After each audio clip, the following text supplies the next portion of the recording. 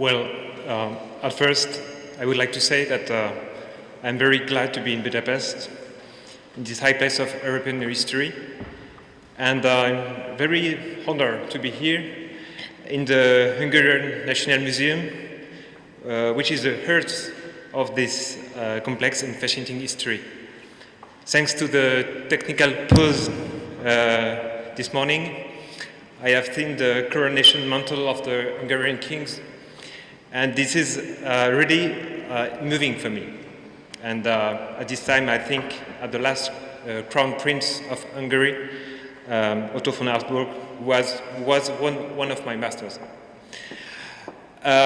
So thank you for this invitation, and thanks for the excellency of the organization too.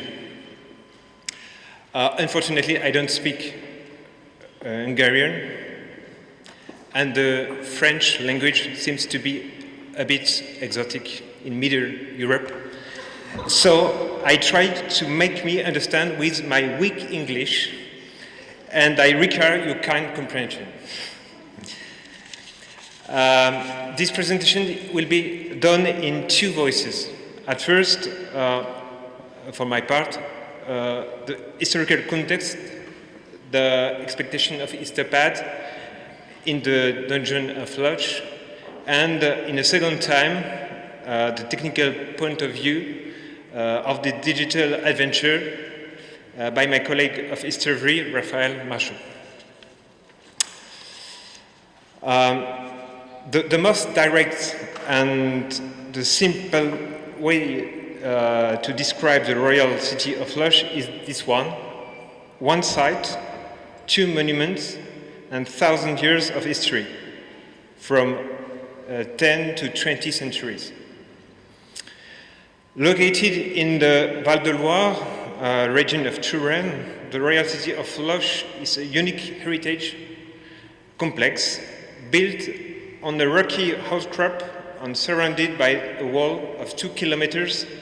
It consists of two major monuments, the dungeon and the royal lodge. Here you can see the dungeon.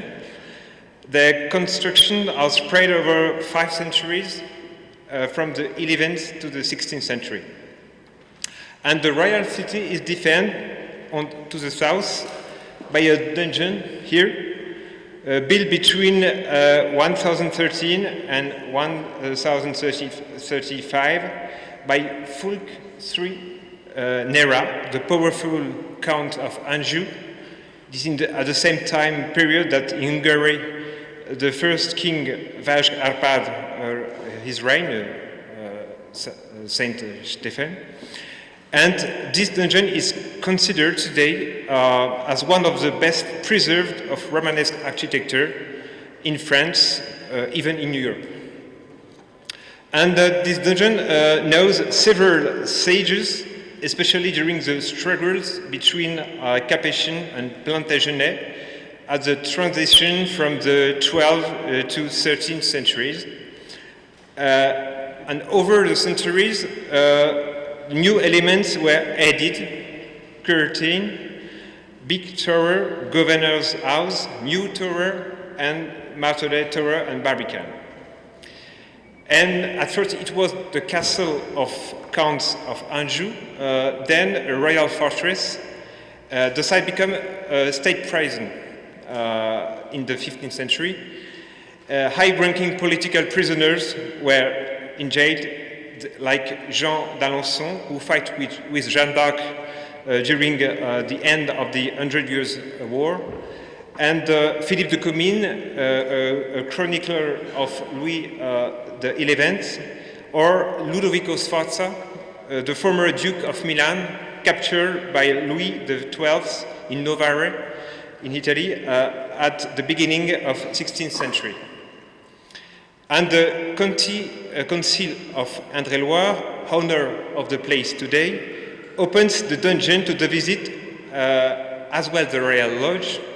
In the 1950 years, since then, the policy of valorization and cultural development is engaged in this historic place of Touraine, and the site hosts an heritage by year of 85,000 visitors. Among the new devices implemented since 2018, the Histopad, a new visit support in augmented reality, created and developed by History, is intended to expand the visit offer and to identify the experience of visiting for the public hosted on the dungeon site.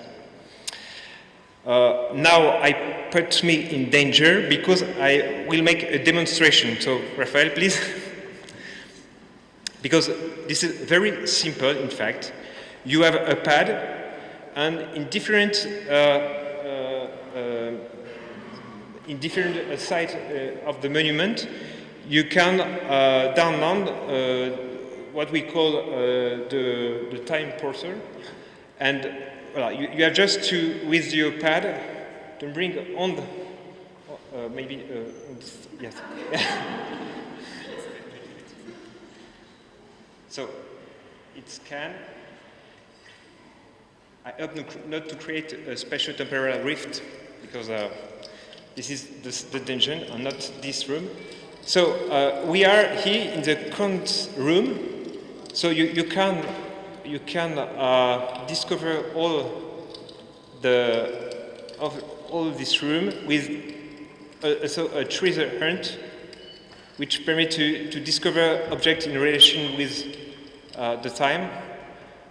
So I just made no. And in this coffer then, and you continue the discovering of this room.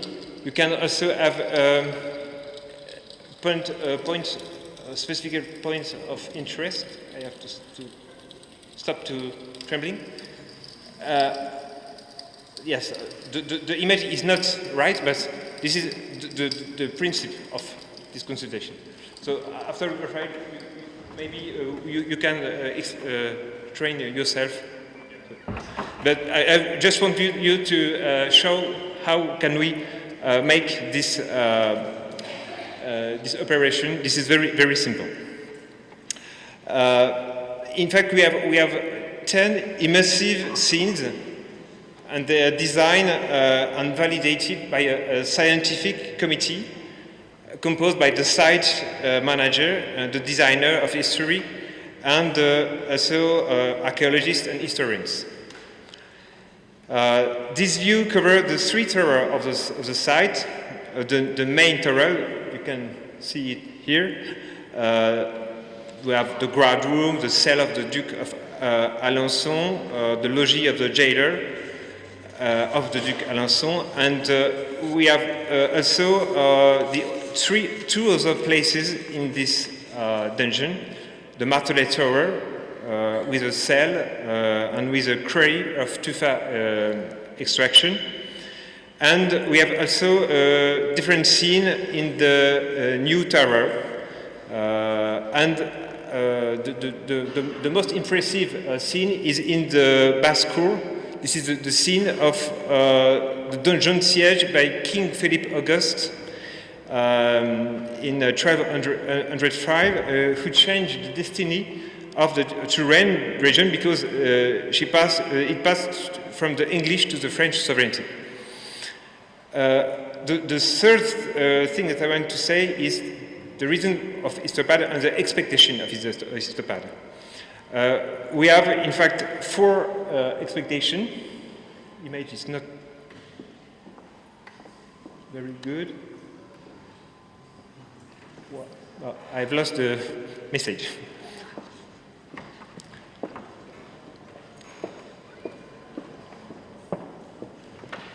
So I will continue. For the Histopad, we have 4. Thank you. 4 expectations. At first, we have to put the focus on the main tower of the dungeon because this is the emblematic architectural element of the site. The second is to complete the visit offer because we have the Histopad come in addition to the scenographic devices already in place, and with innovative, scalable, and multilingual support. We have 7 languages embedded: French, English, Dutch, German, Spanish, Italian, and Russian. We have also the goal to increasing the visiting time. The objective is to ensure that visitors stay at least half a day on the site. And the other objective to satisfy all audiences, because we have to contain a person with reduced mobility, a teenager, students, young active people, and the famous digital natives. So Histopad is an answer to this expectation. The other way to develop how to know how public is to have quantitative data, and thanks to Histopad we can. For example, we have the number of visits with Histopad. Actually, this is for year 17,000 with Histopad. It represents 1/3 of the visitors who come to the reception of the monument in the whole season. And we can also have a look about the participants of the treasure hunt, 30%. The average time of visit, it was 78 minutes overall, and detailed by language as well. We can also know the affluence throughout the day, flow management, and we know that today it is a major challenge for visiting sites to have this information. We have also the qualitative data with the geolocation for a better knowledge of the affinities of the visitors. And we can have a crossing of data. For example, how long did a German visitor stay in the chapel of the second level of the main tower of the dungeon? It's a question. And we can have the answer thanks to this system. We have also the post-visit comments, a daily quality feedback. 10% of Histopad visitors leave a comment. We have also notes on the Histopad experiences. 37% of Histopad visitors leave a note on the Histopad experience, and on the visit of the monument in its globality. 35% of Histopad visitors leave a note on the visit. So this is the strong element of satisfaction. And we have also the satisfaction questionnaire with 11 items. The reception and availability of staff, the practical information, the waiting time, the comfort and cleanliness, the ease of use of the Histopad, the age of the visitors, the country of origin, the department of origin, the occurrence of the visit on the site, and the typology of our public: family, couple, friends, organizer group, etc. And we have a written rate about this satisfaction question, which is quite good, because we have 15%. With paper survey, we have 4%. So it is a great difference. And these cross-references made it possible to map the type of visitors on the Donjon of Loches, and with a more precise vision, beyond the raw data reported by the ticket office software. This is the way to increase a best knowledge of our public. As much by the content that it offers, as by the feature it allows, the Histopad contribute to the qualitative leap expected today by the public on heritage sites, just as it is a leading tool for more detailed knowledge of visitors welcome on the Lost Dungeon site. Now, after I let Raphael speaking, thanks you for your attention, I give you a short recreation time with the saying of the Histopad teaser.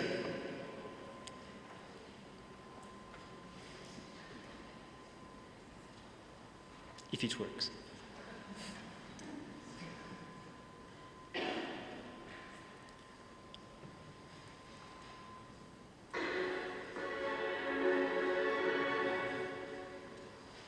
Well, false start.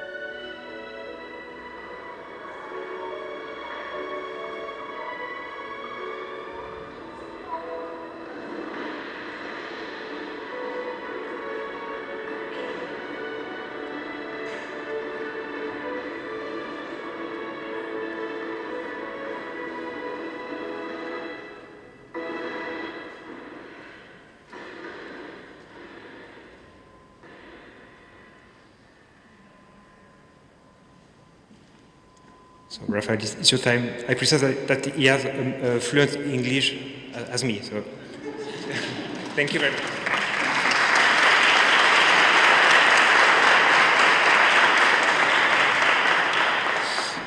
I'm not sure about the English, so I will try to be good. Thank you very much. Thank you very much for inviting me here. So what I'm going to show now is how the data that we can collect with the Histopad can create value for the museum and for the cultural site. So just to understand, the Histopad is in 15 sites in France and maybe 3 or 4 in the world, but we are creating them now. So we have more than 1 million people using the Histopad each year. And the tablet is included in the ticket price. So for the first time, a lot of people use the same device during their visit. And it's not only audio, it's also, as you saw in the video, as in the movie, it's also image. So for the first time, you will have like a device following all the visitors. And this device is very engaging. People have a self-guided tour on the Histopad, and so what is changing is that when you ask people to answer some questions, they will answer those questions. So we have a really big rate of people answering questions, and we try to sort the data in 2 different ways. The declarative data, so when they answer those questions, and the non-declarative data, so for example, the time they spend in each room, which they don't tell, but we know. So before all those data are they are anonymous. So we don't try to make them match with the email address, which is the only thing where people can put their personal information. So because we have many data, we had to find a clever way to show those data.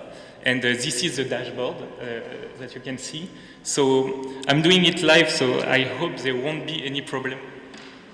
I think we love to risk, we love the risk here. So,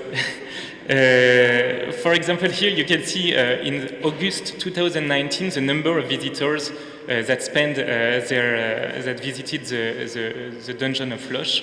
The average duration of their visit, which is not half a day, Jean-François, but we hope it will increase, and we can actually see the evolution, and we can see that with this tablet people stay longer, which is the goal in fine. What is really interesting to manage the staff of the Donjon of Floch is to know for each day the affluence, the attendance. So how many people were each 30 minutes, how many people were using the tablet at the same time. So it's really, this is very powerful to better manage the staff and the people welcoming the visitors at the entrance of the museum. And we can have this because we can collect the data of each tablet. We also have the average histopad peak times. For example, in August, 31% were using the tablet at 4:30. We can have the distribution of visit by duration. So we know that most of the people stay between 1 hour and 1 hour and a half. And also the language they choose. So you can select the one you want to show, but for example, 80% were French, 8% chose English. We can also have data on the selfie. So I don't know if you saw in the video, but kids can take their face in selfie as a historical character. And so it's really amazing to see that 31% of the people, so 1 people on 3, use this characteristic and take a selfie, and then they put their email address to receive the selfie. So you have 35.5% of people giving their email address, which is really huge, and it couldn't be possible on a paper at the end of the museum. It's because during all the visits they have the device in their hand, and everything is it's a service, everything is included inside. Maybe something that is also interesting is to know the number of treasures in the treasure hunt that the people collected. So you see that 41% of people ended the treasure hunt and they won. So it shows that this treasure hunt works to engage the people, and it's not only a game, it's also a way to understand historical items. And it's also a way to give an incentive to people to visit all the rooms. So I witnessed some kids telling their parents to go to this room because they didn't find the treasure there, and so they spend more time, and at the end they visit something that they wouldn't have visited without the treasure hunt. Because I have to go fast, I will just show you some last statistics. Comments, maps. So this is interesting because this is a rating that people leave to the histopad. So you see that 42% of the people left a rating, and the rating is 4.4. So this is really a good rating. And if we want to improve these ratings, what we always want to do, we will go in the comments, and in the comments we will be able to filter and know why people are not giving us good ratings. So we can select the one who didn't give a good ratings and why they did this. So this is mainly in French, but we can filter in English here. And so you also have a search for keywords, so it's easy to know why people didn't like, but most of them, they liked it, so it's really, really interesting to see that. Okay, so we would have to read everything, but it's interesting to see this kind of data.